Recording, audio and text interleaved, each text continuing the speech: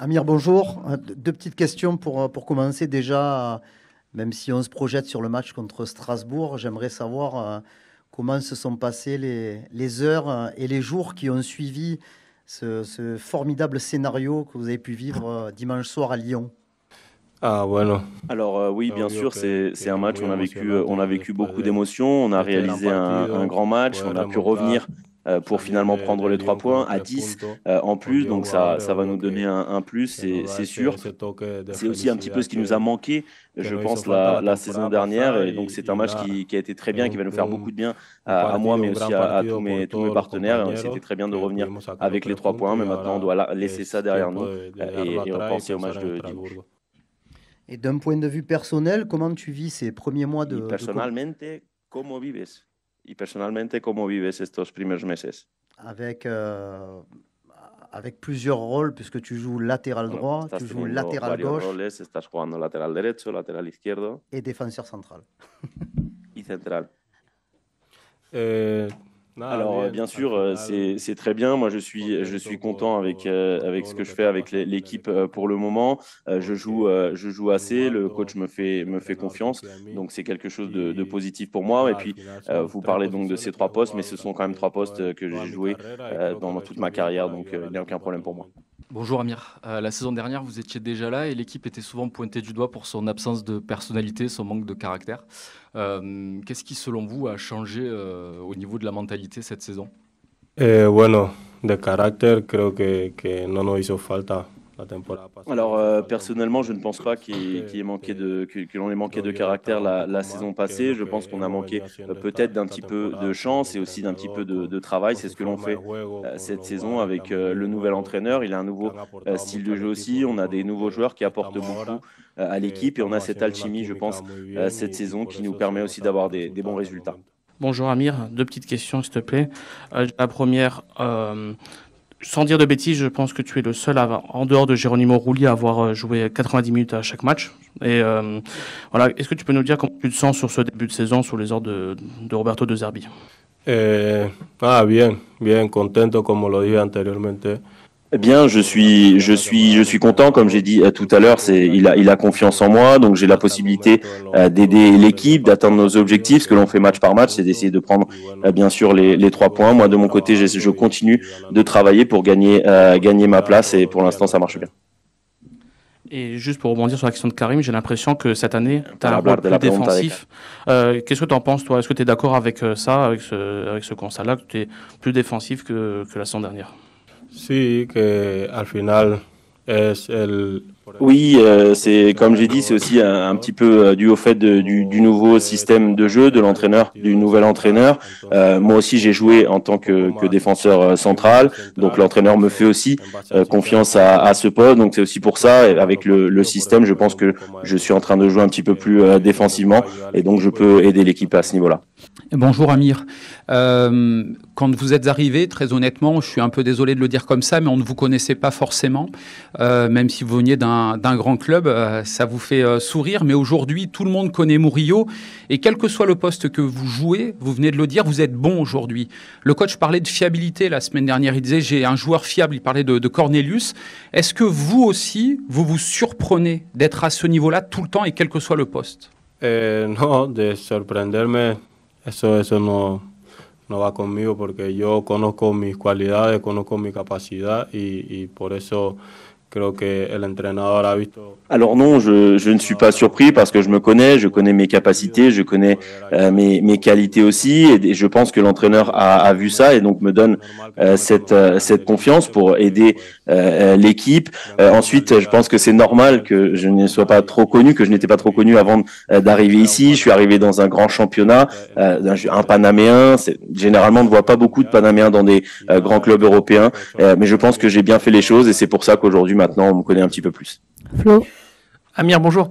J'avais 2 questions, s'il te plaît. La première, est-ce que tu es aussi capable, voire est-ce que tu aurais envie d'avoir ce rôle un peu hybride, comme on dit, qu'occupe Quentin Merlin, c'est-à-dire latéral gauche, mais qui est capable de jouer très offensif et de s'insérer vraiment dans le cœur du jeu, de participer aux actions. Est-ce que toi, à droite, c'est une possibilité avec tes capacités offensives? On sait que tu aimes prendre ce couloir aussi et participer au jeu. Est-ce que ça peut être une possibilité de te voir dans ce rôle-là? Est-ce que tu en as parlé avec le coach? Sí, obvio, claro que sí, perdón, que lo puedo hacer en las dos posiciones, que el partido pasado por... Oui, alors oui, je pense que je peux le faire. Je peux jouer à ces 2 postes. Alors malheureusement, lors du dernier match, on n'a pas pu me voir dans ce rôle un petit peu plus offensif parce qu'on a eu le carton rouge de Léo. Donc j'ai fini la rencontre comme défenseur central. Je pense que j'ai eu un bon match aussi. Ensuite, eh bien sûr, si besoin, si l'entraîneur me le demande et si besoin, je peux également jouer plus haut, essayer de faire. J'essaierai de le faire le mieux possible aussi à ce poste-là. Et Amir, une autre question, vu que vous êtes premier ex-aequo avec Monaco et Paris, est-ce que le titre, lutter pour le titre, c'est quoi? C'est un rêve? C'est un objectif ou c'est inapproprié d'en parler à l'heure actuelle? En verdad siempre es emocionante. Alors bien sûr, hein, c'est toujours assez excitant de parler de la lutte pour le titre, même aussi pour nous, mais la saison vient à peine de commencer, il reste encore beaucoup de matchs, donc on verra à la fin de la saison où on en est. Oui, bonjour au fond. Vous allez disputer votre 4e match à l'extérieur déjà. Pour l'instant, vous avez réussi un carton plein, 3 succès en 3 matchs. Comment vous expliquez ce début de saison excellent, loin de vos bases? Qu'est-ce qui a construit ces succès-là? Alors je pense que c'est grâce au travail qui a été fait jusqu'ici. Comme j'ai dit un petit peu avant aussi, on a une très bonne alchimie dans l'équipe avec les nouveaux joueurs qui sont arrivés, qu'ils apportent tous aussi à l'équipe. On a les attaquants qui marquent aussi. Les défenseurs, je pense qu'aussi on fait du bon travail. Donc maintenant on doit continuer comme ça et c'est un petit peu ce qui explique, je pense, notre bon début de saison à l'extérieur. Bonjour Amir. En ce début de saison, vous avez eu pas mal d'absences en défense, que ce soit des suspensions ou des blessures. Du coup, vous avez joué pas mal à gauche et à droite. Est-ce que le fait de jouer dans plusieurs positions, ça complique ou ça retarde votre adaptation au système de jeu de Roberto De Zerbi?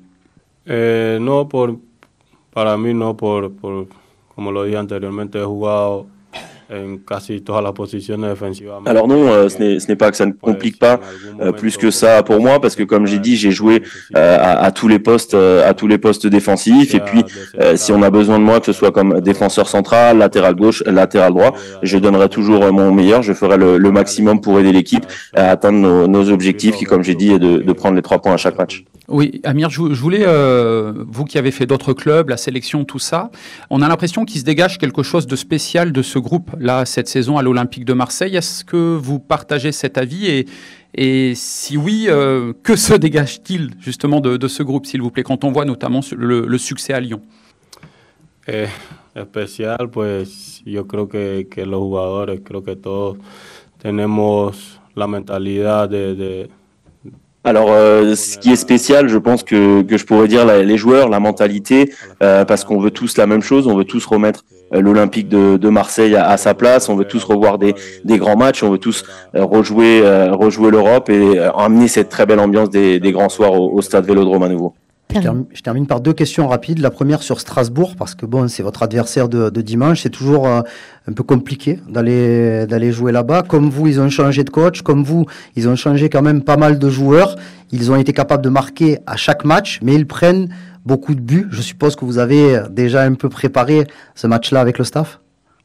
Sí, al final sabemos que... Alors oui, on sait très bien que Strasbourg est un grand club. C'est un club avec une équipe avec beaucoup de jeunes joueurs qui courent beaucoup, qui ont aussi beaucoup de qualité. Une équipe qui est très forte à domicile. Mais nous, on a fait du bon travail cette semaine pour essayer de faire un bon match et ramener les 3 points de là-bas. Et je termine par une question un peu personnelle. Bon, pour les gens qui te connaissaient pas trop, ils ont découvert ta façon de tirer les coups francs contre le Costa Rica. Avec le Panama, tu frappes souvent les coups francs. Est-ce qu'avec le nouveau coach, il y a une nouvelle hiérarchie, une nouvelle possibilité pour toi de rentrer dans le cercle des tireurs de coups francs de l'OM? Sí, por supuesto que sí, que lo entrenamos. Oui, bien sûr, on entraîne ça d'ailleurs quelques jours par semaine. D'ailleurs, je crois que le match face à Brest, j'ai eu l'opportunité de tirer un coup franc. Voilà, je continue de travailler pour ça, essayer de marquer ici aussi sur coup franc avec le maillot de l'OM. Bonjour coach. On rentre dans le vif du sujet. Vous jouez dimanche votre 4e match de la saison à l'extérieur. Pour l'instant, vous montrez un visage très, très positif. Vous marquez beaucoup de buts, vous marquez beaucoup de points. Moi, j'aimerais juste savoir comment est-ce que vous avez une préparation bien différente quand vous jouez à l'extérieur par rapport au match que vous allez jouer à domicile ou vous restez toujours sur le même tempo? No, più o meno le prepariamo allo stesso modo. Alors nous, on les prépare plus ou moins de la même façon. Après, c'est vrai qu'il y a des matchs qui peuvent ensuite être développés de manière différente, mais voilà, que ce soit à domicile ou à l'extérieur, ça ne change pas. Après, c'est vrai qu'on a vraiment affronté des matchs qui ont été très difficiles, de jouer à l'extérieur, à Brest, à Toulouse, à Lyon, et maintenant le match qu'on va affronter. D'avoir déjà empoché 9 points, ça veut dire beaucoup, c'est vrai, et si on réussit après le match demain à en avoir 12, ce sera un très gros résultat, parce qu'on s'attend vraiment à un match encore plus difficile même que celui de Lyon. 2 questions s'il vous plaît. La première sur l'état d'esprit de l'équipe. On sent que l'équipe peut progresser sur tous les plans, mais a déjà une vraie personnalité. Est-ce que vous êtes d'accord avec ça et comment vous avez travaillé là-dessus cet été? Sì, la squadra ha una personalità già molto chiara, ha un'anima. Quando una squadra ha un'anima, Alors oui, c'est vrai que l'équipe a une personnalité qui est très claire, très définie, elle a une âme, et je pense que quand une équipe a une âme, c'est vraiment la chose la plus importante et c'est aussi la chose la plus difficile à obtenir. Après maintenant, il faut qu'on progresse au niveau de la qualité du jeu.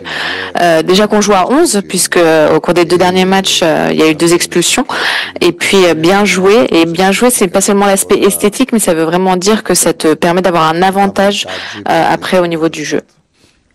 Et une question, s'il vous plaît, sur Mehdi Benassia, Et poi una domanda su dont on a beaucoup parlé cette semaine. Est-ce que vous pouvez revenir sur le rôle qu'il a eu dans votre arrivée et sur comment se passe votre travail au quotidien avec lui? Mehdi Benassia è un direttore sportivo di altissimo livello, il migliore che ho avuto io in carriera.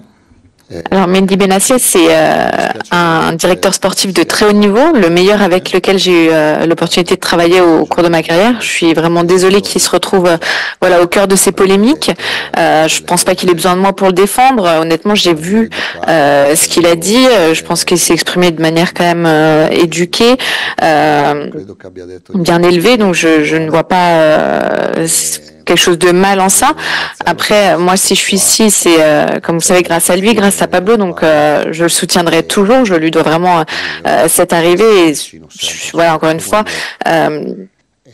attristé qu'il soit au cœur de ces polémiques, des polémiques qui, selon moi, n'ont pas de raison d'être. Bonjour coach. Bonjour. Pour parler du match face à Strasbourg, pour vous, quelle va être la clé justement de ce match face à une équipe de Strasbourg qui a montré de réelles qualités offensives, qui encaisse pas mal de buts et qui s'accroche à chaque match sur ce début de saison?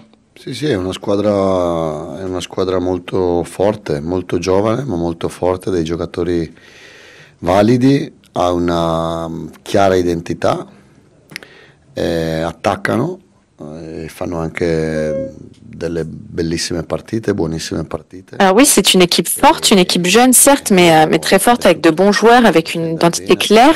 C'est une équipe qui attaque, qui a fait jusqu'ici de beaux et de bons matchs. Donc il faudra qu'on fasse tout bien, qu'on défende bien, qu'on attaque bien, qu'on joue avec caractère, qu'on sache souffrir également, parce que ça va être aussi une ambiance assez chaude là-bas. Mais voilà, on a vraiment un gros objectif pour ce week-end, parce que si on réussit à l'emporter, ça signifie être en tête du classement, et donc ça représente vraiment beaucoup pour nous ce match. Adrien. Bonjour Roberto. Bonjour. Je voulais revenir avec vous sur le début de saison de Geronimo Rulli, parce que c'est vrai qu'on était plus habitué à avoir un gardien arrêté 2 pénaltys de suite. Il a expliqué que c'était vous qui l'aviez convaincu de venir. Alors est-ce que vous pouvez nous expliquer pourquoi vous vouliez ce gardien et comment vous jugez son début de saison? Merci beaucoup. Ma noi abbiamo voluto Rulli perché Alors, on voulait Rulli parce qu'il a le caractère juste, le caractère pour jouer et les caractéristiques pour jouer dans notre système, dans notre façon de voir le jeu, notre style. Après, en tant qu'Argentin, je pense qu'il a la bonne personnalité, la juste personnalité pour pouvoir jouer au Vélodrome. Il était prêt à venir ici, disponible, avec de l'envie. On l'a pris à l'Ajax, donc c'était pas facile, mais c'est selon moi un des grands achats, un des grands recrutements qu'on a fait cet été. Oui, bonjour. Petite question sur le capitaine et le brassard. Vous avez redit l'autre jour après Lyon, après l'expulsion de Balerdi, qu'il restait votre capitaine et qu'il allait le rester. Est-ce que, ceci dit, en son absence, vous avez d'autres relais, d'autres capitaines de fait? On imagine que Pierre-Emile Højbjerg en fait partie, mais est-ce qu'il y en a d'autres? Et quelle importance est-ce que vous attachez à ce rôle de capitaine?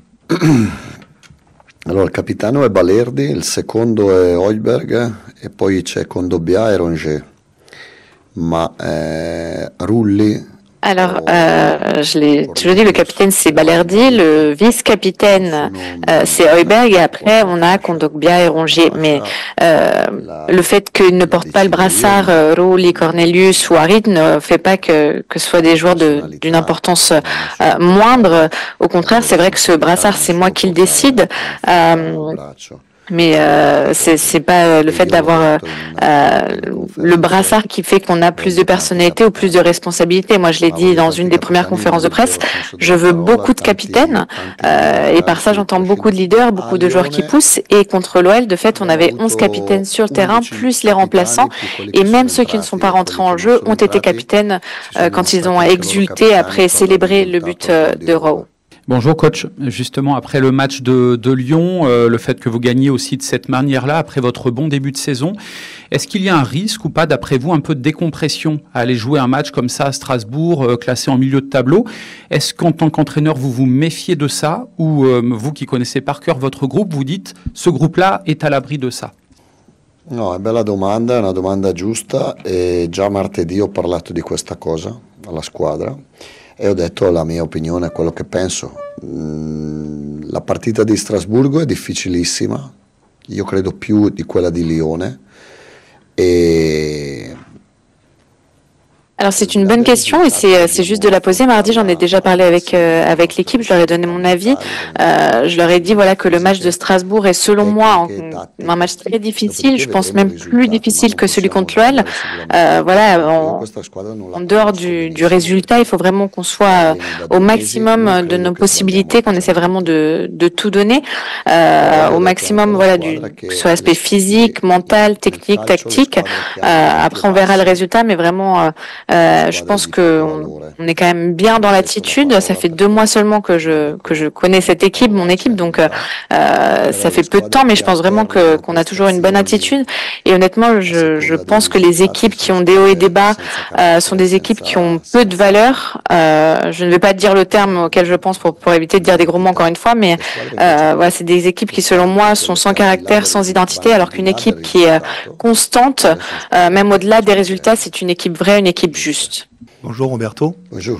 Dans le prolongement de cette question, vous connaissez Marseille, le Vélodrome, mais pas totalement.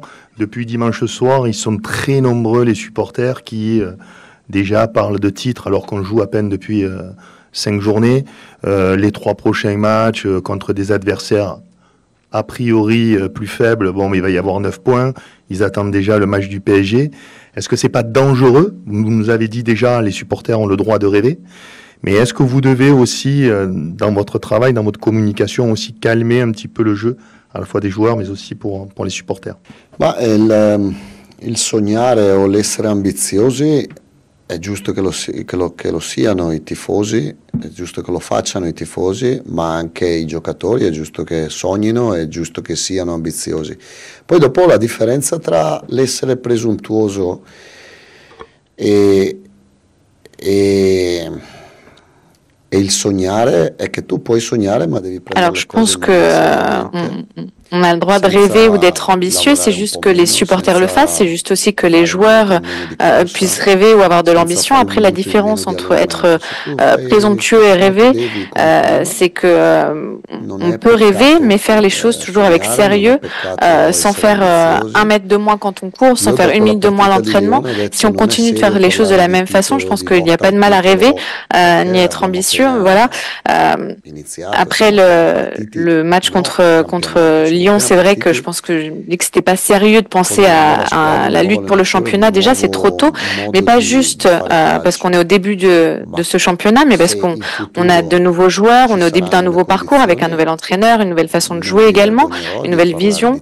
Donc voilà, après, si la base est là pour pouvoir rêver pour que les choses soient plus concrètes, je n'aurais pas honte de parler de championnat, de parler de titres, etc. Mais au final, c'est le terrain qui nous dira sa vérité, puisque voilà, moi je peux dire toutes les choses du monde, mais au final, c'est le terrain qui parle. Oui, coach. J'avais 2 questions, s'il vous plaît. La première concernant Mehdi Benassia. Vous avez dit tout à l'heure que vous le souteniez à 100%. Lui, dimanche soir, il a employé le mot manque de respect envers l'OM. Il a demandé au corps arbitral de respecter l'OM. Est-ce que vous avez le sentiment, depuis le début de saison, avec les histoires de Cornelius ou de dimanche soir, que les arbitres ou les instances manquent de respect à l'OM, voire parfois désavantagent l'OM?